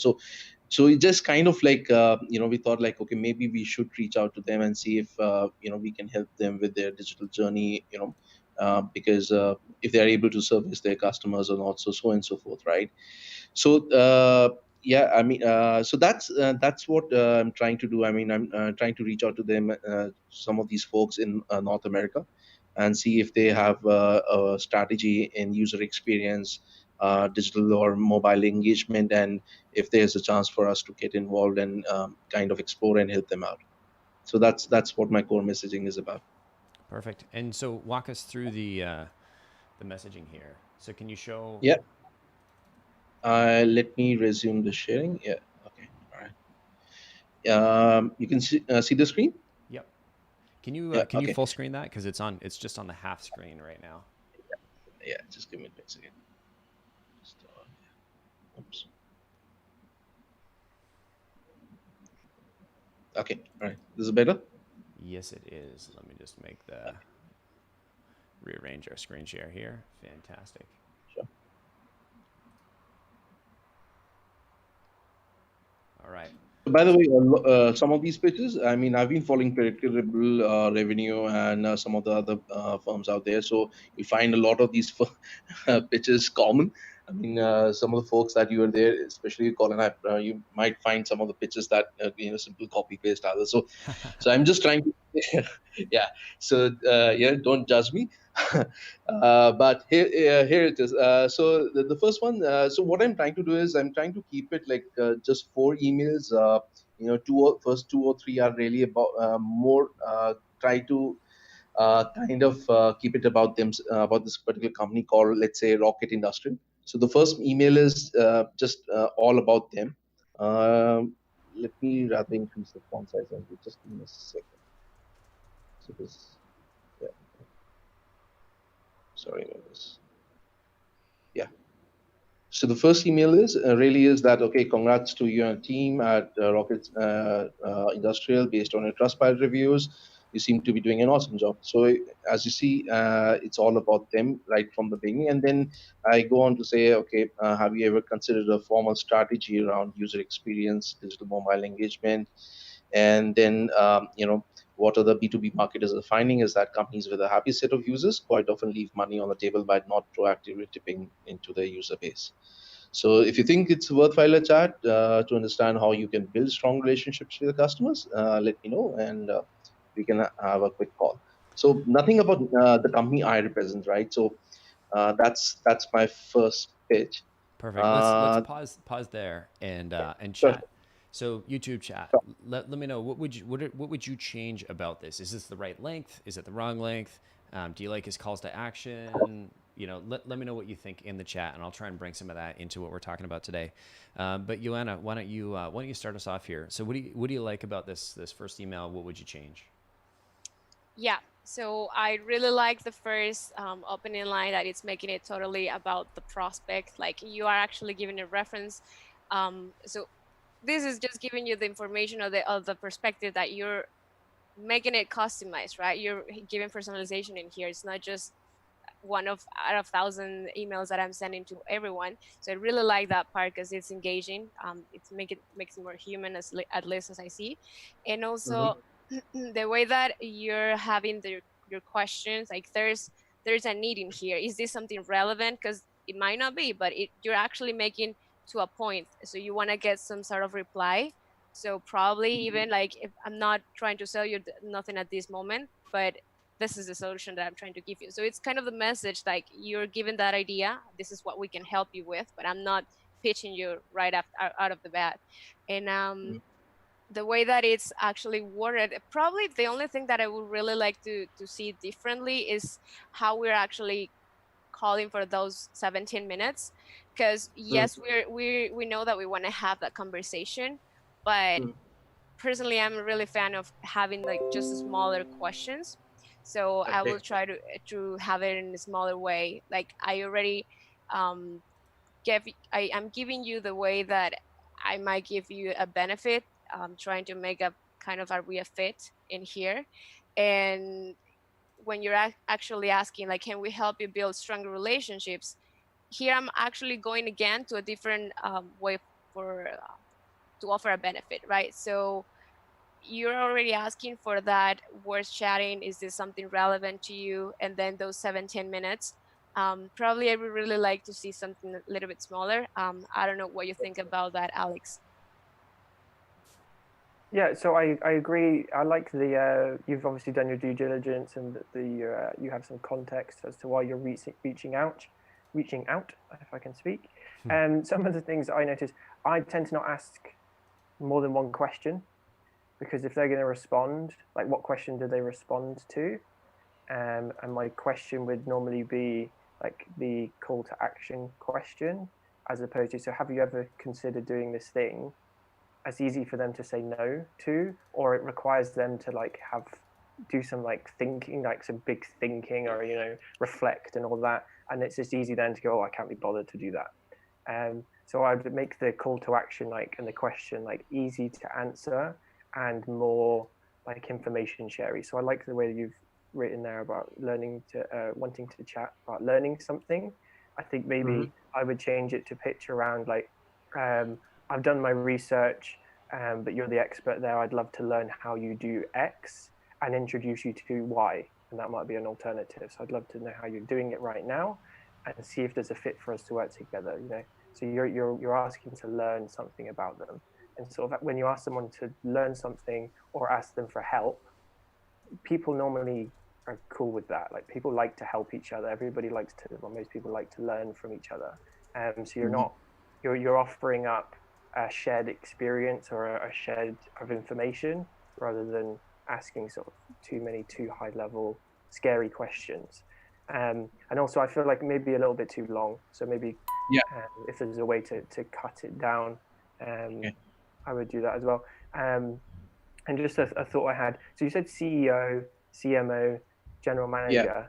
I just think, Yeah. and obviously I don't know your targeting size of companies. Like, do they have the same job? Like, I'd imagine the CEO and the general manager have very different jobs.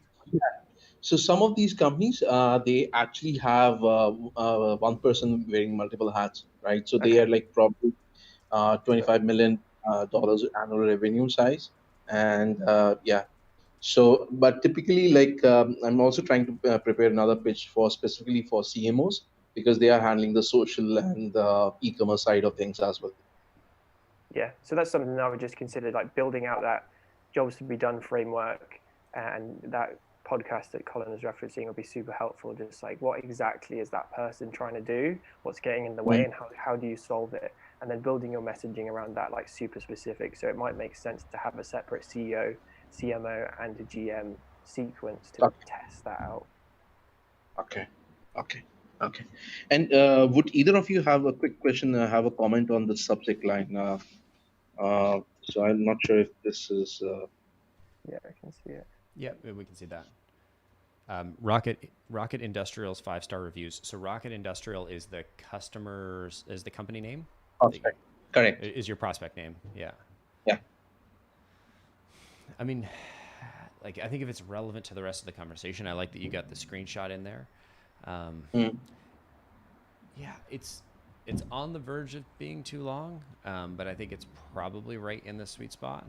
I don't know, Alex, Joanna, you guys have more experience here lately. What are your thoughts? Well, briefly about the subject line, I really like it because again, we're making it back to the prospect. So when you're giving just random names, like telling random names, my company name, who I am, they don't know most likely. So I'm just gonna scroll down and probably ignore it. But this time, I'm actually giving you information like it's about you and their reviews. So what I think it's a trigger, like you actually feel interested in opening it, and then having the image, it's gonna be more visual. So I believe it will give you a real good way to have an engagement. Just if we could be a little bit more consistent and just as Alex said, cut it up with the through the message, but I think it makes it is relevant to what the content that you're sharing. So I really like it. Yeah, I like it All too. right. I think I'd A/B test it. So I'd A test it with like a quick question or are you the right person, or something that's related to your call to action, opportunity to learn, to something that's, just to see if that might hit, because I don't know how many emails with 5-star reviews and their name in it that they might be receiving. Whereas to cut through the noise, something just a little bit more off the wall might do better. Who knows? Okay. All right. Fantastic. I know we are short on time, so let me just quickly pull up the other emails as well, and you can have a quick look as. I mean, yeah. These are like the remaining emails of the sequence that I'm planning to send. So, any comments on those that would be helpful. So in this one, the first and the second one, I'm actually kind of talking about us, the company I represent, but at the same time also sharing a digital transformation report, right? So something that can help them. And I'm also name dropping some names that companies that we work with. Yeah, I like name dropping. If you've got a case study, that's great. And when putting a case study forward, I'd always have like a synopsis, maybe, here's an article on how we helped Unilever achieve this result or solve this problem. I think it's really good. I did have a look at the sequence beforehand, so a couple of my other comments were like the 1, 2, 3, 4, like bullet points and like listing things. I don't tend to do that. I feel like it's a bit overload of information, and I'd rather A/B test those things. So, do they really care about 2 times the customer? You know, do they care about those things, and which one do they care about the most? And then hitting them with that sweet spot, or drip feeding 4 of them over your sequence. So, which one do you think they care about the most? Let's use that on the second email, and then one on the 4th, one on the 6th, one on the 8th, or even I quite like little bumper messages. So like, any thoughts, or did you get a chance to read my last email? And then just having a PS, we increase revenue by X for these types of customers. So just kind of drip feeding it across the sequence rather than throwing it all into one email. And I also noticed at the end of your sequence as well, I think you end it. How did you end it? Yeah, should I stay or go? And I actually came up with 2 options here. Yeah. Should I? Yeah. So I like giving them the 1, 2, 3 thingy to get a bit of feedback from the industry. I'd maybe change the different options that you've got there, so you can get more information. So please leave me alone. I wouldn't give that as an option. If they want you to leave you alone, they'll tell you anyway. I'd give like this isn't relevant to me, so then you know the title is not good. This isn't relevant to my company, so then you know that the company is not good. We already have a solution for this, so you know you're, and then maybe get some competitor information. The timing's not right, so I'd maybe give those ones so that you're even if it doesn't go anywhere, you're gaining insight. Interesting. And you're not ending the conversation. So even if they respond to any of those, there's still, it wouldn't be weird if you followed up with them again. Totally. Is that helpful? Yeah, absolutely. This is kind of insightful. I mean, really, thanks guys. I think this is really great. You're welcome. Welcome. Right. Perfect. I think we've got, let's see if Ryan is, so Gaurav, yeah, if you kill your screen share there. Perfect. Ryan, you put in the work, man. Hey, Colin. Yeah, thank you for hanging out. Can you hear me? Yep. Yeah, we can hear you. Awesome. Hey, yeah, no, thank you. Very insightful. Glad I was able to be on the call today from beginning to end, because there's a number of things that after listening to the feedback today, I already know that I can apply to the cadence I'm about to share. Awesome. So why don't you get us going with, why don't you start us with your, actually, Alex, do you have the messaging on yours? Maybe you can share your screen and you can walk us through. I do, yeah. I have it on mine, but it makes everything go crazy wonky if I try and share my screen.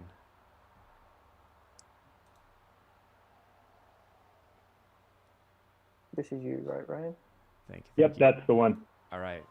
Got it. Is it big enough? Can we see it? Yeah, I'm just moving things around in Zoom. Yeah, we got it.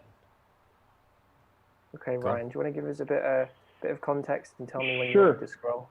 Yep, this is a, so high level, this cadence was designed to be more of an automated type of cadence. So there's really not a ton of, or really any personalization going into it, except for the variable fields.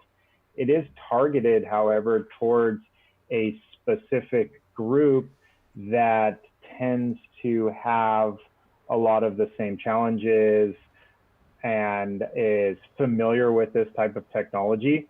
So the technology itself is a personalization software that, if you can think of any time you've shopped on Amazon, other, people who bought this also bought this, recommended items, upselling, that sort of thing. And so the idea is really, this runs through an automated campaign, like a outreach or sales loft type of program. And yeah, I think that sums it up at a high level. Cool. So yeah, Colin, where do you want to go now? Do you want me to? Yeah, I mean, why don't we start with, start from the top. Let's start with the subject line. What are your thoughts on the subject line there? It's a bit long, I think, and forgive me for my ignorance, but site personalization evaluation, like I had to Google that, so I assume the prospects that will resonate with them. That's not going to be jargon or It shouldn't be, but I think it brings up a good point. Not the one thing doesn't always mean the same to everyone, and there's probably is a more of a direct or specific way to say it that could resonate more. Yeah, and I think in the same breath, like here as well, like this is the first time I read it today, but is there a simpler, more concise way of getting across what you want to talk about and what problems you solve and what deliverables that you will provide? Okay. So the answer I would say is probably absolutely yes. Just need to brainstorm a little bit. Yeah, and just A/B test it as well. This might be fine. Oh, we got a loop here. Is that me? Let's try again. Sometimes Zoom just like routes things funny. Okay, let's try that again. Go ahead. We Alex. good? I think we're good. Yeah, just A/B test it. So this might be spot on. I normally try to A/B test like something that's a little bit more in depth, and then like a super high level toe in the water type messaging to see if that's sufficient. And because sometimes when you get lost in the weeds in messaging, it's too like the prospect doesn't need to think or do anything. It's like on a plate for them. They don't need to Google anything. They don't need to reread that sentence to understand it. Just like super. There's a Reddit thread like speak to me like I'm a 5-year-old. I think it's called, something like that. Sure, yeah. I would go for that. And then the other thing for this one is the call to action. I think Colin mentioned it before. Like chucking your calendar down in the first one, like you're asking the prospect to book time with you in the first message. I'd change that to like, I want to learn something from you, or let's have a conversation. What's the best way to get on your calendar is what my preferred call to action. Okay. Mm-hmm. Yeah, I definitely think that's worked a lot. I'm sorry for interrupting, but it's actually very good when you're trying to go directly from the first message to book some time. It might just be that they didn't realize they didn't have that time to actually see what you have in content. So you're asking me for something already, but if, just as Alex said, if you're trying to learn, I think it really leveraging to the human level, it really works. So they feel like they're gonna actually share something and gain something. So I think it builds the trigger. So I've seen that it works very well. So probably will be a good tweak to make. Cool. I have nothing to add here. Alex pointed out I was gonna cry at the including your calendar. I think the important piece to think about here is like you haven't earned the right to ask for some time yet, right? You want to find out, hey, is this relevant? Is this interesting to you? And then once you've built that up, then you can ask for time. It should be by the time you're asking for a meeting, they should be ready to be like, oh yeah, for sure. And I don't think you've got there yet, and you're certainly not gonna. Chances are you're not gonna get there over the first email. Looking at the second email here, I'm gonna open it up. Hey chat, let me know, what do you think of Ryan's second email here? The first thing that's sticking out in my mind is the links. So tons of bullets is typically a dead giveaway of a salesperson sending this email. And yeah, I don't know. I did that so much, and it used to be really effective and interesting 6 or 7 years ago. But now with the, Sales Loft and Outreach are so popular. There's just so many people doing this, and so I would nuke your bullets. And then you get too many links in there, just like without even reading the email. If I saw this in my inbox, I'm automatic delete. And it's the shape of it is doing yourself a disservice. You've got a scary looking email here. If I see this on my phone, I'm like, whoa. So you want to make this a nice, pretend we are best buddies, and you're like, hey, I've got an idea for you. I just wanted to suggest something. Here's one idea, right? How would you write that email? How would you take this and distill it down into that format? That's what you want to see. And again, I think we've talked about here's my calendar. What we're looking for, I think what we need to achieve in the email conversation is this relevant to you? Once they're like, oh yeah, that's super relevant, and they're telling you that's super relevant, then you can ask for some time. So find relevance, make the email less scary, ask for time later. But YouTube chat, what do you all think? Let me know in the comments here. Joanna, why don't you go first?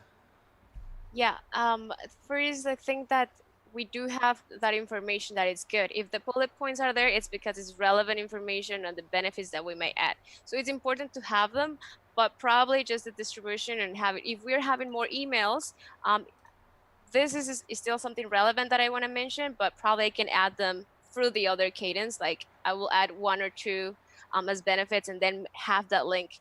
And another reason why I will try to tweak that many, having that many links in one message is because in my metrics, I'm not going to be able to have probably a lot of knowledge on which link they're actually clicking, which is a relevant thing for this specific prospect. That if I'm going to follow up with another email or if I'm going to get on a phone call with them, I can kind of narrow what's the important or relevant point for them to just have more information to share. So I'm sure that this is relevant information, as I said. So I just want to make sure that it's not lost in space, and they might read the first 2 or 3 bullet points, but then the others they're most likely not. But still, as information that it's valuable. So I want to make sure that it's somehow informed to them in the space or in the body of the other messages. So if you're having this information, and I know it's important, it's something that it steps out of the, competitors, I want to make sure that I still mention, but not everything at the same time, because they're just not gonna read all of those. And again, the metrics with the links, I think if you have 1 or 2, that's good. If they're relevant to the same thing, but 1 will be okay, just again, because that gives me a better idea on what information is relevant. Or your A/B testing, we have 3 different messages and 3 different links, and which one is giving me better responses, or which one is relevant at this point of the sequence. So that's my insight with them. Thank you. I'd agree with all of that.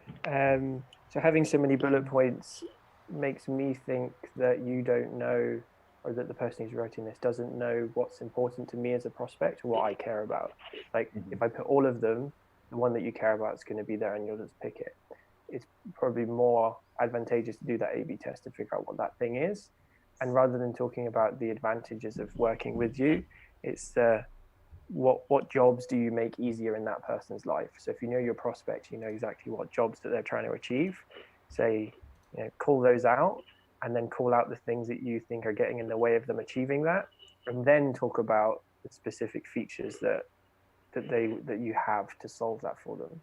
Because if someone opens up an email and it's talking about what they just spoke about in their boss and their one-to-one, and what's keeping them up at night, that they can't do their job and it's really frustrating them, and they open up an email and you're calling that out, they're going to be like, geez, this guy knows me. Then I'm going to want to know more about that. Makes sense. Yeah, and just one last thing to add, and I really appreciate you sharing. It takes guts and balls to come on here and share your messaging and have us, give you feedback like this. So props to you for coming on, you and Gaurav for coming on and sharing. I really appreciate that and the opportunity to sort of work with you here. I had one thing on sort of email deliverability, but before I do, I'm just noticing something on your screen here, and that it's 8 o'clock at night your time. Yeah, man. Where are you, man? In the UK, I want to go for my dinner. Right. I thought right. I got all mixed up. It's No, I was it's thinking me. it was Ryan It's my sharing a screen screen. share. I'm like, American accent. I'm like, that's Alex's Yeah, where are time, you? and it looks kind of bright behind that window. Okay, Alex, Come on, Colleen. I'm paying attention. I'm trying to do the comments. All right, Ryan, you get too many links here. It's gonna set off spam filters. Whether or not you're like everything is set up correctly, and as Heidi will attest, as she's working through GLOC, that like it can be fickle, and so multiple links, and the more links that you have in there, the more likely it is to send your email to spam filters, which is gonna prevent people from seeing your emails. So that's one thing that I would do is like I'd say I'd give you an allowance of one link max, and if you can do it without putting any links in there, that's probably better. Let's look to the comments here. Caesar's also saying thank you for people who volunteer their templates and being open to feedback. This second email is enough content for 2 to 3 emails. Yeah, I would typically only use 4 words in my subject line, then reduce the body to 4 to 5 sentences and add lots of white space. Totally agree. All right, let's dig into the third email. This is day 6. Okay, Alex, what's your take here? Yes, it's a little bumper message. I like it. I'd hyperlink the case study rather than putting the URL down, and also explain what the case study is. So here's a case study of how we helped company X achieve Y result. And then obviously it's a relevant case study to the type of prospect that you're reaching out to. So a good time to follow up when there's new content. So again, 2 questions. So I just maybe concise that down to 1 question. But otherwise, I'm a big fan of short bumper emails, especially if you've had a content-rich previous email. I really like them. Joanna? Yes, I couldn't agree more with Alex. I really like the way that it's just as mentioned, we already give information, so it's time now to kind of just call to action. Like, is it relevant? And making sure that when we are having case studies, I know this is very automated, as you mentioned, so we're probably not going to be able to have different case studies for different industries, but let's say we just have this one, and just having the name of the content, a little bit of what's gonna be your outcome when you open this case study. Like, this information is gonna be relevant for you for this reason. Just giving a heads up of that, and again, just making just one question at the end, like I'll call to action. Is there a good time to follow up? I really like that one. Probably when does your contract renew? With your current personalization company, it's a more open question that I will be willing to have into another conversation or into another email down the road. But to end up the email, is there a good time to follow up? I think it's very good as it is there. But yeah, I really like tiny, consistent emails. It's good. Perfect. I don't think I have much to add. I'm always wary about links versus throwing links in there versus hyperlinks. I agree, hyperlinks look better. So like basically you highlight it like you've done with email number 4, day 9, where you've highlighted LimeSpot and then you've added the link in there. And I'm trying to remember, but I think there's deliverability. There are deliverability concerns. I don't. I can't remember. Part of me wants to say that you're not supposed to do that because it adds HTML and it complicates things, but it does look nicer. So it is a trade-off. It is something to be aware of. If you are having deliverability issues, then it's something to take into consideration. But if your emails seem to be making it in, then I wouldn't worry about it. So, Joanna, why don't you have a look at day 4 here? What are your thoughts? Yeah, well, first thing that comes to my mind is we're asking what questions you have, and right after we're giving those questions, which is okay because I'm sure this is something that is keeping you up at night, but there are a lot.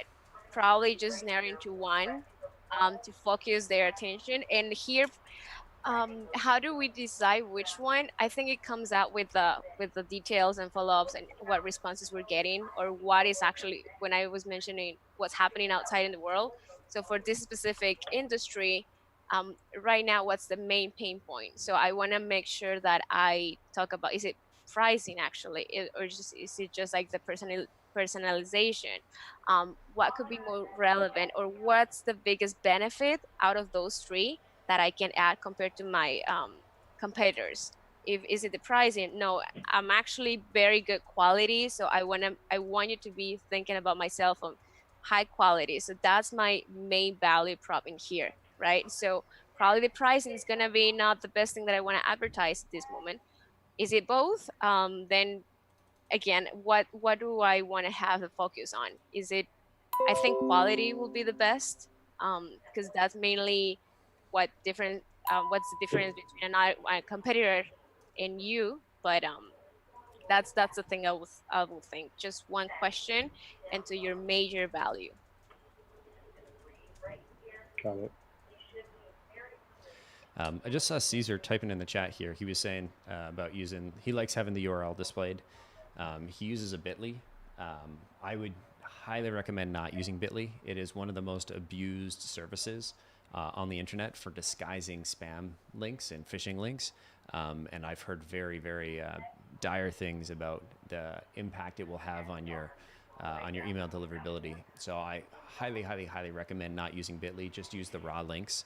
I know it does make it easy for them, but it also it also groups you with, makes your email look like similar to traffic that Google would see that is somebody who's trying to scam somebody or phish them and try and disguise the link. So it's commonly used. I would recommend staying away from that. Let's we got a couple more emails here. So let's look at day 5. And then we're going back in time. Ryan, did you invent a time machine, or is that just another a version of your email 4? So there's in the tool we use the ability to basically have offshoots of action, or different paths based on actions. So in this case, if they clicked the case studies link, they would go through to number 5, day 11. And then if you scroll down to the next, or here at the bottom of that page, you see it says if clicked no, then they just get this number 4. I mean, it's basically they end the cadence one email early. Gotcha. Okay. So let's have a look at day 5 here. Alex, why don't you lead us off? So this is your kind of breakup email. So I'd call that out in the subject line. So bad timing, question mark. Am I barking up the wrong tree? Right person, question mark. Calling out that you've been reaching out for a while now. Yeah, I like that. I then try and seek a referral or seek more information. So, I may have assumed you're the right person to speak to about X. I could be wrong, and if that's the case, please let me know. I'm happy to follow your lead. So asking for a referral, or saying, I'm reaching out for a few weeks now, and haven't heard back from you. That could be for multiple reasons. I'd really appreciate blah, blah, blah, and then just list the ones I've mentioned before. So not relevant to me, so that's your title targeting. Not relevant to my company, your company targeting. Contact me later, I've already got a solution. Something like that, and then you can at least solicit some feedback to inform your sequence moving forward. Perfect. Joanna? Yeah, probably, sorry, my change will be here into the first line. This is a time, probably we're trying to think that this is a timing problem. So if I'm assuming now it's not the right time, I'll just go straight with that instead of mentioning it into the first line, and I'm confirming that. So we kind of know if he's not replying, we want to assume it's not the perfect time. So I'll just go straight there and probably get more opportunity into words, like talking about not having a lot of words. It's our last email, right? So I just will take that chance of having letters and words and phrases in here for the information, as Alex was saying, like getting to a referral, using that space in my email for getting some insight on how to further proceed. Do I get your permission to go with your further with further contact? Can I call you, like, can I send you an email later? Like, just making more relevant questions to get more insight on how to proceed from that moment on, instead of having that line that we already know it's not the perfect time. We want to assume that. So I will just try to get rid of that one and try to get more questions or more out of the prospect. Use that space in the email. Fantastic. Ryan, was this helpful? Yep, absolutely. Thank you so much. The one thing No, thank you. I'm gonna cage all this advice with is like, we can't guarantee anything. You might make a bunch of changes from this, and your response rates go down. And if that's the case, be like, hey, those guys are idiots. They don't know what they're talking about, and go back to the original. I would never ever recommend just blatant, like just going across and doing a straight change and just like changing all the messaging. Always do an A/B test. So you get a bunch of suggestions from us here today. Go and change one of those things, right? And do an A/B test. Keep your original one, send 50 emails there, create that new test, send 50 emails there, see what happens. If things start to improve, keep making tweaks, and you know, if the new version outperforms the old version, then get rid of the old version and then find something new to test. I think that's a really key piece here, is that there's no right or wrong answers here. We can only give you ideas and suggestions that hopefully point you in the right direction. And so the only way you can know you're going in the right direction is just to test this. So really appreciate you coming on. Any last questions or thoughts or anything for us? I think everything you said makes perfect sense. I'm definitely a fan of A/B testing. So putting some of these suggestions into action and seeing what the results are, and then more than happy to share them with you at a later date. Cool, man. I would really love that. If you screenshot the things, we'll have you back on. We do these messaging workshops once a month, so we can get you back on next month, and you can show us, hey, what changes did you make? What impact did that have? We'll get you back in here and share, and maybe we can give you some more suggestions and help you out a little bit more. Very cool. Right on, man. Well, thanks again. Yeah, man, of course. And Alex, we can kill the screen share now. I know it's time for Alex's dinner. I really appreciate you hanging out so late for us, buddy. I obviously know how time works, but I just hadn't been thinking Alex is in Scotland, even though you sort of said that at the very beginning. No worries. So you have a bit soon. I'm going to do one last check in the chat just to make sure we haven't missed anything, but it looks like we are getting good to go. Julio, I saw you had something, then you took it back here. Any suggestions with high open rates and click rates in the construction business for schools, but you got a low reply rate? I would test the core messaging. If people are clicking and they're opening, it sounds like you've got good subject lines. It sounds like you've got really strong deliverability. I would either check your targeting, or I would check the sort of the body of the email and the approach that you're taking. Your people are seeing your emails, but they're not.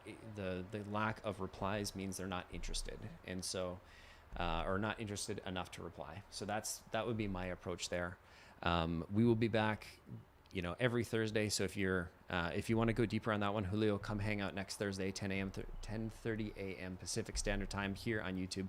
We'll be here. If you hit subscribe, YouTube will hit you with a notification if you hit that little bell icon. So make sure you do that. If you subscribe, you'll also be entered into the draw to win some headphones, some messaging advice straight from Alex and Joanna, who are straight fire, as of course, and you could also win some headphones, some time with Aaron, and some books.